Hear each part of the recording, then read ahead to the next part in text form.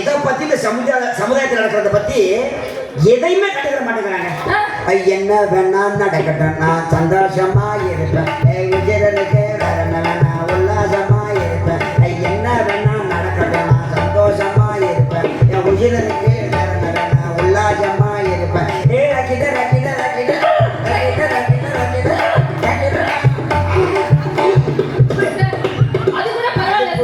ஒரு பாட்டான அது கூட பரவாயில்ல சார். நீங்க ஒரு பெரிய மனுஷன் தானே. இந்த அப்படி பேசாத, நான் எவ்வளவு சின்ன பிள்ளை சொன்ன உடனே. ஆமா சார். சார் நீங்க உண்மையா சொன்னீங்க சார். நானும் அதே உண்மையை தானே சொன்னேன். அதே பாட்டுல சொல்றேன் சார். அது வெண்ணையா இருக்கிறத போய் யூத்துக்குற கையடிச்ச என்னை வந்து வயசானவங்கிற. அதான் கையடிச்சிருக்கீங்கல்ல சார். அதுக்கு தான் அவர் அடிக்காம இருந்தார் சார்.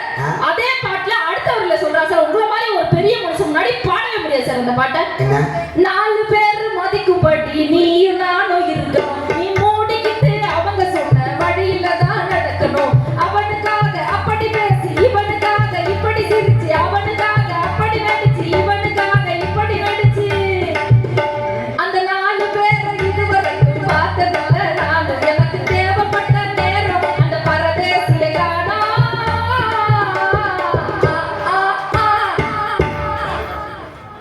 வயசு வித்தியாசமா ஆகி எல்லா பக்கம் மோசமா போயிட்டு இருக்கியா? எங்க ஊர்ல இருந்து ஒரு ஆளு சென்னையில பழைக்க போனது. போன வருஷம் 60ஆவது கல்யாணம். போன வருஷம் பெரியவருக்கு 60ஆவது கல்யாணம். இப்ப லெட்டர் போட்டிருக்காரு, குழந்தை பிறந்திருக்கான்.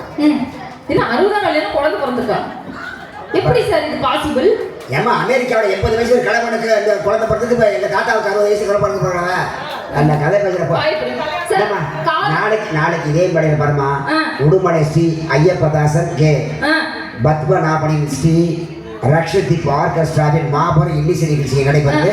இதே மாதிரி வந்து ஆலயத்தில் அமர்ந்து ஆதரவு கொடுக்கணும் சார். ஒண்ணு இல்லை, ஒரு காதல் தோல்வி ஆயிடுச்சுன்னு வச்சுக்கோங்கக்கா. எவ்வளவு அழகா அந்த காலத்துல நம்ம ஆளுங்க பாட்டு போட்டு கொடுத்தாங்க. நூலும் இல்லை வானும் இல்லை வானில் பட்டம் விடுவேனா. டி ராஜேந்திரனுடைய எவ்வளவு அருமையா பாட்டு. இவ்வளவு பாட்டு கொண்டாட வேண்டிய பாட்டு காதல் தோல்வி பாட்டு இருக்குக்கா. இதெல்லாம் இங்க ட்ரெண்ட் பண்ணல. பணத்துக்காக மனச மறந்து அவ கூட போனியே, தங்கமான மனச மறந்து அவ கூட போனியே, நான் பணக்கார இல்லைன்னு தெரிஞ்சு அவ கூட போனியே, என் மனசு முக்கியம் இல்லைன்னு தான் அவ கூட போனியே, நான் ஊர்ல இல்லாத போது நீ அவ கூட போனியே, நான் ஊர்ல இல்லாத போது நீ அவ கூட போயிட்டு இருந்தியே. ஜி ஜி ஜி ஜி ஜி ஜி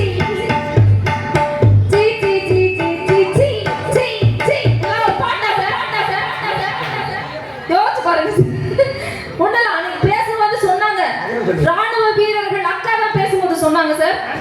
இந்த விஷயத்தோட நிறைவு பண்ணிடுறேன் சார். ராணுவ வீரர்கள் இன்னைக்கு ஒரு சின்ன குறுஞ்செய்தி தான் அலைபேசியில வந்துச்சு, செல்லுல வந்துச்சு. ஆயிரக்கணக்கான ராணுவ வீரர்கள் போய் இன்னைக்கு ராணுவத்துல சேர்லையா. இதே தமிழ்நாட்டுல இதே திருச்சிக்கு பக்கத்துல மேஜர் சரவணன்னு சொல்லி ஒரு ராணுவ வீரர் இருந்தார். எத்தனை பேர் அந்த ராணுவ வீரரை பத்தி செல்லுல தெரிஞ்சுக்கிட்டீங்க, டிவில தெரிஞ்சுக்கிட்டீங்க, நியூஸ்ல தெரிஞ்சுக்கிட்டீங்க, இல்ல திரைப்படத்துல தெரிஞ்சுக்கிட்டீங்க? மேஜர் சரவணன் ஒரு ராணுவ வீரர் சார். கார்கில் போர்ல இறந்து போயிடுறாரு. அவருடைய இறந்த உடலம் சொந்த ஊரான திருச்சிக்கு கொண்டு வரப்படுது. கொண்டு வரப்படும் போது ஒரே ஒரு தாயால பாலூட்டி தாலாட்டி சீராட்டி வளர்க்கப்பட்ட புள்ள இந்த நாட்டுக்காக தன்னோட உயிரையே கொடுத்துட்டு செத்த போனமா பெத்த அம்மா முன்னாடி கிடக்குறார். என்ன சொல்ல நினைக்கிறீங்க? இந்த தமிழக மக்கள் கிட்ட என்ன கேட்க நினைக்கிறீங்கன்னு எல்லா டிவி சேனலும் போய் அந்த அம்மா கிட்ட கேட்கும் போது அதிகம் படிக்காத அந்த அம்மா சொன்னாங்களா, நான் என்னுடைய ஒரே மகன் இங்கு இறந்து கிடக்கிறான் என்பதற்காக கண்ணீர் சிந்தவில்லை. என்னுடைய ஒரே மகன் இங்கு இறந்து கிடக்கிறான் என்பதற்காக நான் கண்ணீர் சிந்தவில்லை. இன்னும் எல்லையில் போர் நடைபெற்றுக் கொண்டுதான் இருக்கிறது. இந்த நாட்டை காப்பாற்றுவதற்காக, இந்த நாட்டு மக்கள் நிம்மதியாக வாழ்வதற்காக போருக்கு சென்று வா மகனே என்று அனுப்பி வைப்பதற்கு நான் இன்னொரு பிள்ளையை பெற்றுக் கொள்ளவில்லையே என்றுதான் கண்ணீர் சிந்துகிறேன். அமிர்தவள்ளி என்ற புறநானூற்று தாயால பேச முடிஞ்சுச்சுன்னா என்ன சார்? ஒண்ணுல சார், அழகா இன்னைக்கு பண்பாடு மிக்க பாட்டு கொடுத்தாங்கல்ல, 10 ரூபாய் தாரேன், ஒரு ஒன்ன புத்தட்டும் தாரேன், அடி 10 ரூபாய் தாரேன், ஒரு ஒன்ன புத்தட்டும் தாரேன், ஒத்துக்கிட்டி வாடி நம்ம ஓட பக்கம் போவோம். ஏ 10 ரூபாய்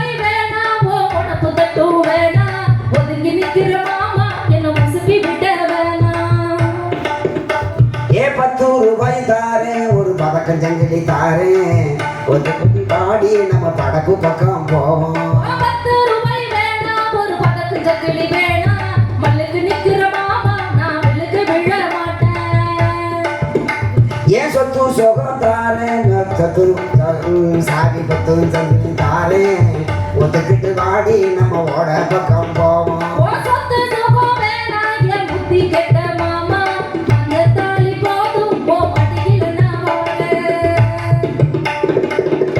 அப்படின்னு சொல்லி உண்மையாகவே அன்னைக்கு உடலால் நடித்து காட்டினார்கள். இன்றைக்கு உடலை காட்டித்தான் நடிக்கிறார்கள். அன்னைக்கு கதைக்காக படம் எடுத்தார்கள், இன்னைக்கு வெள்ளையான சதைக்காக மட்டும்தான் படம் எடுக்கிறார்கள் என்று சொல்லி அன்னைக்கு குணத்துக்காக நல்ல கருத்துக்காக படமும் பாட்டும் எழுதப்பட்டது. இன்னைக்கு பணத்துக்காக மட்டும்தான் பாட்டும் திரைப்படமும் எடுக்கப்படுகிறது என்று சொல்லி எந்த வகையில் பார்த்தாலும் அலைபேசியும் கைபேசியும் திரைப்படமும் பாடல்களும் நல்ல கருத்துக்களையும் நன்மைகளையும் இன்றைக்கு வழங்கவில்லை என்ற தீர்ப்பையே நீங்கள் வழங்குவீர்கள் என்ற நம்பிக்கையில் வாய்ப்பளித்தமைக்கும் வாய்மொழி கேட்ட அத்துணை நல்லுள்ளங்களுக்கும் நன்றி பாராட்டி விடைபெறுகிறேன். நன்றி, வணக்கம். அப்படியே உட்காருங்க, ஒரு 2 நிமிஷம் அப்படியே உட்காருங்க. நமது மதிப்பிற்குரிய இந்த நிகழ்ச்சியினுடைய உபயதாரர் யூடிஎஸ் ராம்குமார் அவர்களை மேடைக்கு வருமாறு பணிவன்போடு அழைக்கின்றோம்.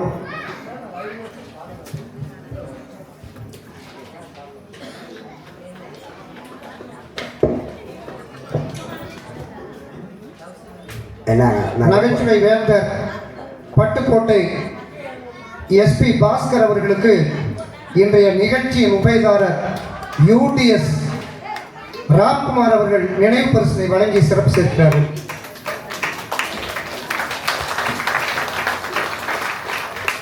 KP சுந்தராம்பாள் அவர்களுடைய பேத்தி பாரிஸ் ராஜா அவர்களுக்கு இன்றைய நிகழ்ச்சியின் உபயதாரர் அவர்கள் நினைவு பரிசினை வழங்கி சிறப்பு சேர்க்கிறார்கள். அதனைத் தொடர்ந்து மதிப்பிற்குரிய லட்சுமி நாராயணன் அவர்களுக்கு யூடிஎஸ் ராம்குமார் அவர்கள் நினைவு பரிசினை வழங்கி சிறப்பு சேர்க்கிறார்கள்.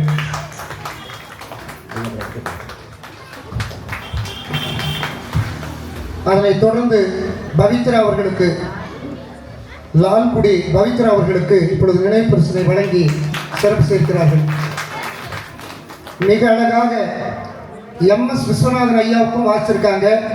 SP பாலசுப்ரமணியம் KV மகாதேவனுடைய கச்சேரியில் வாசித்தவர், இளையராஜா கச்சேரியில் வாசித்த பெருமைக்குரிய மதிப்பிற்குரிய இசையை வழங்கிய தபேலா நயினார் அவர்களுக்கு இப்பொழுது நினைவு பரிசினை யூடிஎஸ் ராம்குமார் அவர்கள் தன் திருக்கரங்களால் வழங்குகிறார்.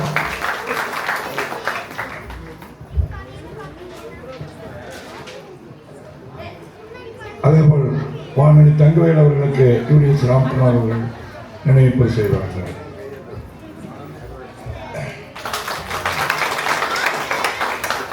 அறிஞர் பெருமக்களுக்கு ஒரு சிறிய தகவலை தெரிவிக்க ஆசைப்படுகின்றேன்.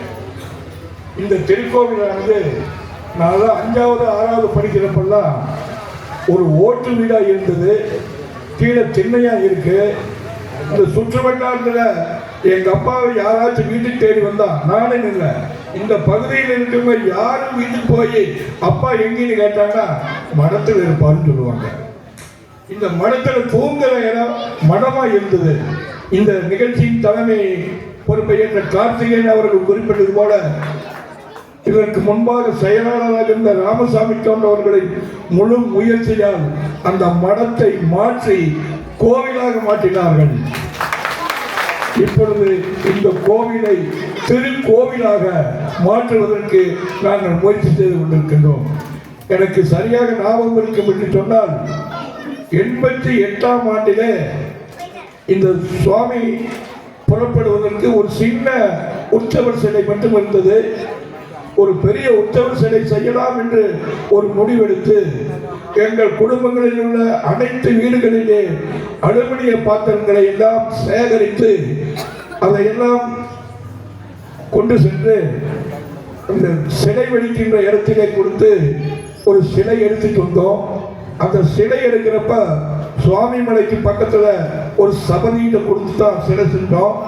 அந்த சுவாமி மலையின் படிக்கட்டுகளிலே உட்கார்ந்து இருக்கும் பொழுது எனது மனைவியும் நானும் எதேச்சையாக ஒன்று பேசிட்டோம். நம்ம கோயிலுக்கும் ஒவ்வொரு பௌர்ணமிக்கு தீர்த்தத்துக்கு போகலாமே, இது ஒரு நல்ல காரியமே அப்படின்னு செஞ்சுட்டு அதற்கு அடுத்த மாசமாக, அதாவது 7/7 88 முதல் தீர்த்தமாக திருமூர்த்தி மலை சென்று வந்தோம். திருமூர்த்தி மலை சென்று அந்த தீர்த்தத்தை கொண்டு வந்து ஒவ்வொரு பௌர்ணமி பூஜையும் செய்து கொண்டிருந்தோம். அப்பொழுது செயலாளர் ராமசாமி அவர்கள் தொடர்ந்து செய்ததன் மூலமாக 108 தீர்த்தங்கள் 9 வருடங்களை நாங்கள் கடந்து 9வது வருடத்திலே காசியில் இருந்து 76 தீர்த்தங்களை கொண்டு வந்து இந்த அம்மனுக்கு அபிஷேகம் செய்தோம். அப்புறம் ராமசாமி அப்பெல்லாம் நாங்கள் கூட இருந்தோம். அதுக்கு பின்னாடி 108 முடிஞ்சது அப்படின்னு சொன்னதுக்கு பின்னாடி இந்த தீர்த்தத்துக்கு வந்த பெண்கள் எல்லாம் முடிவுபட்டு நீங்க வேணா வராம இருங்க, நாங்க இதை தொடர்ந்து நடத்தியே தீர்வோம் என்று சொல்லி இன்றைக்கு போன மாதத்திலே 60வது தீர்த்தமாக கொடைக்கானல் அருகே உள்ள பூம்பாறை முருகன் கோவிலுக்கு 4 வேன்களிலே சென்று வந்திருக்கின்றார்கள். அவர்களாக முடிவு செய்து கொள்வார்கள் இந்த மாதம் பௌர்ணமிக்கு எங்க போலான்னு. அந்த பக்கமா இருந்தா ஒரு சின்ன வண்டியில போய்க்குவாங்க, கொஞ்சம் தூரமா இருந்தா குழந்தைய போவாங்க. அந்த செலவுகள் எல்லாம் அவர்களே செய்து கொள்வார்கள். சாப்பாடு முதலானவைகளை அவர்களே எடுத்துக் கொள்வார்கள். இந்த தீர்த்தம் நடந்து கொண்டே இருக்கிற பொழுது 18 வருடங்கள் கும்பாபிஷேகம் நடைபெறாமல் இருந்து கடந்த 23ஆம் ஆண்டு இந்த கும்பாபிஷேகத்தை உடுமலைப்பேட்டையிலே பொது கோவிலான மாரியம்மன் திருக்கோவிலுக்கு சமமான முறையிலே ஒரு மிக பிரம்மாண்டமான கும்பாபிஷேகம் நடத்தி காட்டினோம். அந்த கும்பாபிஷேகத்திற்கு பெண்கள் அணி சார்பாக 40,000 ரூபாய் வழங்கினார்கள். அதைத் தொடர்ந்து அந்த பௌர்ணமி விழா குழுவினின் சார்பாக சேமிக்க பணத்தின் காரணமாக இன்றைக்கு 50,000க்கு மேல் வைத்திருக்கின்றார்கள். இந்த திருவிழாவின் போது கூட கடந்த காலங்களில் இந்த திருவிழாவிலே அம்மன் திருக்கல்யாணத்தை எங்கள் சமூகத்தைச் சேர்ந்த மறைந்த பைரவ சுப்பிரமணியன் என்பவரும் ராதாகிருஷ்ணன் என்பவரும் வருடந்தோறும் செய்து கொண்டிருந்தார்கள். அந்த பைரவ சுப்பிரமணியன் காலமாகிவிட்டார். அவர் வீட்டிலே ஆண்கள் இல்லை. அதனால் பைரவ சுப்பிரமணியன் மனைவியார் எங்க வீட்டில் ஆம்பளை யாரும் இல்லை, நீங்களே செய்யுங்க, என்னமோ பண்ணீங்க, என்னால் முடியாதுட்டாங்க. ராதாகிருஷ்ணன் எனக்கு பண பற்றாக்குறை செய்ய முடியாதுன்னு சொல்லிவிட்டார். அந்த நேரத்தில் நானும் மற்ற கமிட்டியாரும் கூடி முடிவு செய்து இந்த வருடம் இந்த பெண்கள் அணியினரே கொடுத்து விடலாமே என்று நான் ஒரு தகவலை சொன்னேன். அந்த பெண்கள் அணியினரும் சிறப்பாக செயல்பட்டு 171 பேர் ஒரே சீருடை எடுத்து 108 தட்டுக்களில் சீர்வரிசைகளை சேகரித்து காலை 9 மணி அளவில் இங்கிருந்து தனிரோடு அருகே உள்ள சித்திபுத்தி விநாயகர் கோவில் இருந்து 108 தட்டுக்களிலே சீர்வரிசை கொண்டு வந்து இங்கே அமைக்கப்பட்டுள்ள மணவரையிலே அம்மன் திருக்கல்யாணம் அற்புதமாக நடந்தேறியது. இதற்கெல்லாம் அந்த பெண்களுக்கு எங்களது கமிட்டியின் சார்பாக நன்றியதை தெரிவித்துக் கொண்டு நன்றி நன்றி நன்றி என்பதை தெரிவித்துக் கொண்டு இந்த நிகழ்வுலாம் ஐயாவுக்கும் தெரிய வேண்டும் என்பதற்காக சொல்லியிருக்கேன். நன்றி, வணக்கம். உண்மையிலேயே ஐயா அவர்கள் சொன்ன இந்த வரலாறுலாம் எனக்கு தெரியாது, ஆனால் உங்கள் எல்லாருக்குமே தெரியும். மீண்டும் ஒரு முறை கேட்டதாக நீங்கள் வைத்துக் கொள்ளுங்கள். ஆனால் இந்த வரலாறு முழுக்க எங்களுக்கு புதுமையாக இருந்தது. எனவே ஐயா அவர்கள் இந்த தகவலை சொன்னதற்காக நாங்கள் தலை வணங்கி ஐயா அவர்களை நாங்கள் வாழ்த்துகிறோம். மென்மேலும் இதுபோல நிறைய சிறப்பு பணிகள் செய்ய வேண்டும். திருப்பூர் மாவட்டம் உடுமலைப்பேட்டை வன்னியகுல சத்திரிய சமூகத்தினால் நடத்தக்கூடிய ஸ்ரீ தலைகொண்டம்மன் திருக்கோவில் இந்த திருவிழாவில் இப்படிப்பட்ட விழாவை தந்தமைக்காக உங்கள் அத்தனை பேருக்கு நன்றி வணக்கத்தை தெரிவித்துக் கொண்டு நிகழ்ச்சியை பாராட்டி வாழ்த்துறை வழங்கிய போற்றுதலுக்கும் மரியாதைக்கும் உரிய திருமதி அஸ்வதி விக்ரம் நகர்மன்ற உறுப்பினர் உடுமலைப்பேட்டை எங்களை பாராட்டி 500 ரூபாய் அன்பளிப்பாக அளித்திருக்கிறார்கள். அவர்களுக்கும் அவர் குடும்பத்தாருக்கும் என்னுடைய அன்பு வணக்கங்களை தெரிவித்துக் கொண்டு வன்னியகுல சத்திரிய சமூகம் மற்றும் இளைஞர் அணியை சார்ந்த அன்பு உள்ளங்கள், உடுமலைப்பேட்டை பெரியோர்கள், தாய்மார்கள், மாணவர்கள் அனைவருக்கும் மீண்டும் ஒரு முறை நன்றி வணக்கத்தை பட்டிமன்ற குழுவின் சார்பில் தெரிவித்துக் கொண்டு பட்டிமன்ற பேச்சாளருடைய சார்பில் தனிப்பட்ட முறையில் அருமை ஐயா வானொலி தங்கைவேல் ஐயா அவர்களுக்கும் அவர் குடும்பத்தாருக்கு நன்றி வணக்கத்தை தெரிவித்து நேரடியாக நான் தீர்ப்புக்குள்ளே வருகின்றேன். சினிமா, சின்னத்திரை, செல்போன் இவைகளெல்லாம் நல்லது செய்திருக்கிறதா, நல்லது செய்யவில்லையா என்கிற ஒரு கேள்விக்கு நன்மை தான் செய்திருக்கிறது என்று இவர்கள் 2 பேர் பேசினாங்க, நன்மை செய்யவில்லை என்று இந்த 2 பேரும் பேசினாங்க. இப்போ நான் எப்படி தீர்ப்பு சொல்றது? 3 மணி நேரமாக இவர்கள் பேசியது, இவ்வளவு பேர் உட்கார்ந்து நீங்க கேட்டீங்களே, நாங்க என்ன தலையில கரக வச்சு ஆடணுமா, இல்ல டப்பா குத்து போட்டோமா, இல்ல கண்ணுல ஊசி எடுத்தோமா, வாயில பணம் எடுத்தோமா, மேட்சிக் பண்ணோமா? ஒன்றும் இல்லை. ஆனால் முக மலர்ச்சியோட வந்ததிலிருந்து இதுவரைக்கும் நீங்க சந்தோஷமா உட்கார்ந்து கேட்டிருக்கீங்க. அப்படின்னா என்ன காரணம் தெரியுமா? உங்களையும் எங்களை இணைத்து வைத்தது நம்முடைய தாய்மொழி, செம்மொழி, தமிழ் என்கிற அந்த மொழி ஒன்றுதான் இணைத்து வைத்திருக்க. இந்த தமிழனுடைய பண்பாடு நாகரிகத்தை பற்றி இசைஞானி இளையராஜா ஒரு பாட்டில் சொன்னார். இன்னைய வரைக்கும் அந்த பாடல் நமக்கு பெருமை தருகிறது, எந்த கோளாறு செய்யலை. தந்தன தந்தன தந்தா சொர்க்கமே என்றானோ அது நம்மூர போல வருமா, அட என்னாடு என்றானோ அது நம் நாட்டு கீழாகுமா, பல தேசம் முழுதும் பேசும் மொழிகள் தமிழ் போல் எடுத்திடுமா, சொர்க்கமே என்றானோ அது நம்மூர போல வருமா, அட என்னாடு என்றானோ அது நம் நாட்டு ஈடாகுமா. இது நல்ல கைத்தட்டுகள். இந்த பாட்டு நம்ம பண்பாட்டுக்காக கொடுத்த பாட்டு. சரி, இந்த சினிமாவிலையும் தொலைக்காட்சியிலையும் நிறைய நிகழ்ச்சிகள் வருது. மனுஷன் எதுக்குடா வாழ்றான், அதுக்கு தான் எடுக்கிறாங்க படம். ஏன்னா எப்படி வாழ்றான் மனுஷன், சுற்றி வளைச்சி எங்கே நம்ம வந்து நின்னாலும் மனிதனுக்கு தேவை பணம் அப்படிங்கிறத மையமாக வச்சு தான் படம் எடுக்கிறோம். சரி, இந்த பணம் எவ்வளவு இருக்கணும்னு கேட்டான். நம்மளால கண்ணா பின்னாடி சேர்த்து வச்சுக்க, உடம்புல நோய்கள்லாம் உண்டாக்கிட்டு இருக்கான். பிபி, பிரஷர், இதெல்லாம் எப்படி வருது? இந்த பணம் அதிகமாக சேர சேர உடல் உழைப்பு இல்லாமல் போய் உடம்புல பல வியாதிகள் வருது. ஒருத்தன் இது மாதிரி வியாதி வந்து டாக்டர்கிட்ட போய் உட்கார்ந்தான்.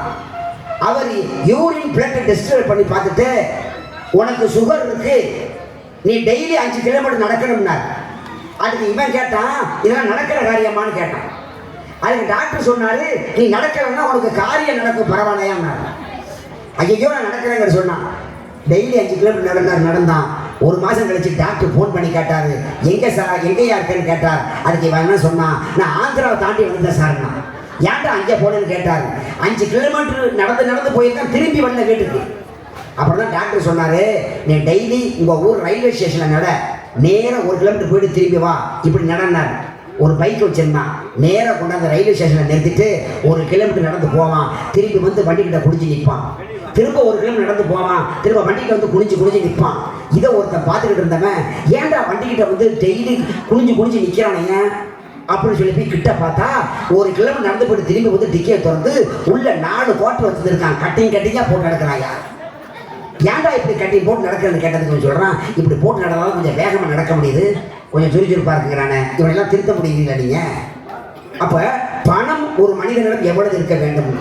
கவியரசர் வைரமுத்து சினிமாவின் வாயிலாக இந்த மனிதன் பணத்தை எப்படி கையாள வேண்டும் ஒரு பாட்டு கொடுத்தார். சித்தர்கள் எழுதி சொன்ன செய்தியை 8 வரிக்குள் அடக்கி காட்டினார்.